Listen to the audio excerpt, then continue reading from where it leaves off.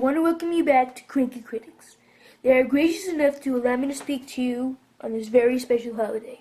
I am here to wish everyone a very happy Passover. Passover is a holiday where the Jews believe that God passed over their houses and spared their firstborn son, but smote the firstborn sons of the Egyptian captors. It's kind of a strange holiday. After all, Christians get to eat candy and hunt for Easter eggs, and Jews get to eat matzah and bitter herbs. If you're eating matzah, it keep you from going to the bathroom for days. And what's worse, every food that you get on matzah has to be kosher for Passover, even if it has no bread in it to begin with. You want jelly? It's got to be kosher for Passover jelly. You want cheese? No, there's no cheese. There's no bread and cheese. It has to be kosher for Passover cheese. What makes something kosher for Passover? I think the rabbi has to piss on it. I asked my daughter if a Big Mac was kosher for Passover. Shemps loves my Big Macs. Yes, I do. And she told me no. I said that's fake news. I mean, what's more kosher than a Big Mac? It's the most American thing in the world.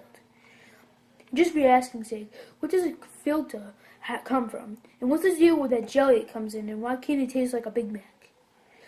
Anyway, the story of Passover is a story about a people oppressed and enslaved. Somehow an entire people got enslaved by the Egyptians, the Pharaoh, and because the Pharaoh was afraid of the Jews, he put limits on their children. So Moses was born to a young Jewish mother. In order to save his life, she put Moses in a basket and floated him down a river. He was found by the wife of the Pharaoh, and he got adopted. Eventually, it was Moses who helped free his people. He brought 12 plagues upon the Egyptians before they would let him go.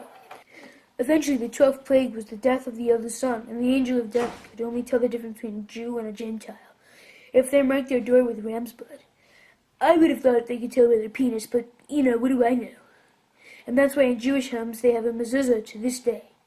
Moses eventually delivered his people from the land of Egypt and gave them 10 commandments. They celebrate this holiday to remember the ordeals. Some even say that the Last Supper of Jesus was a Passover Seder, that the last bit on the table was really matzah.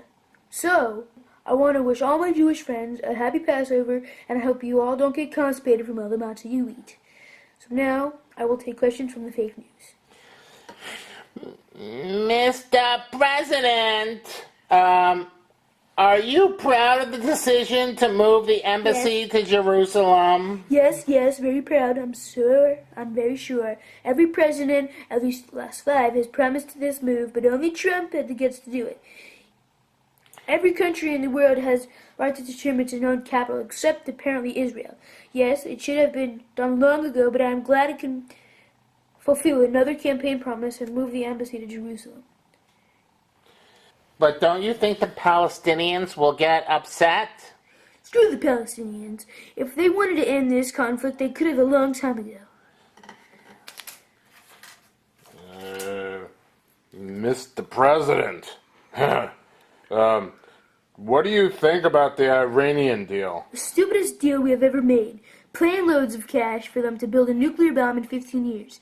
They still scream death to America in the streets. They haven't changed their behavior. They still export terror. So what about the Europeans? They're not in the same boat Those as us. dumbasses deserve what they get. Let's pull out of that deal and see what happens. But Mr. President, do you think that America should help the Syrian refugees? I think we should do something to stop the Syrian civil war. I think Syrians should stay in Syria and fight for their country. I think taking refugees into our country that are not vetted, and for Syrians that don't want to be Americans, but Syrians in America, is crazy. The mainstream press is all obsessed about the Russians. So I want to know, do you think the Jews were colluding with the Russians? No, fake news. It's fake news. The Jews were slaves in Egypt long before the Russians were even a country. So I guess you're saying that they didn't have a Steele dossier and it was fake? I think it was paid for by the Easter Bunny, the DNC, and the Clinton campaign, in an attempt to discredit Moses. Oh! FBI uses the basis for FISA warrants. Fake news.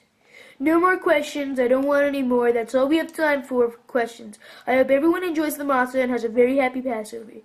Thanks to the fake news and thanks to all the Jews who can't poop. And join us next time where we will talk to the American people again. Thank you. See you later.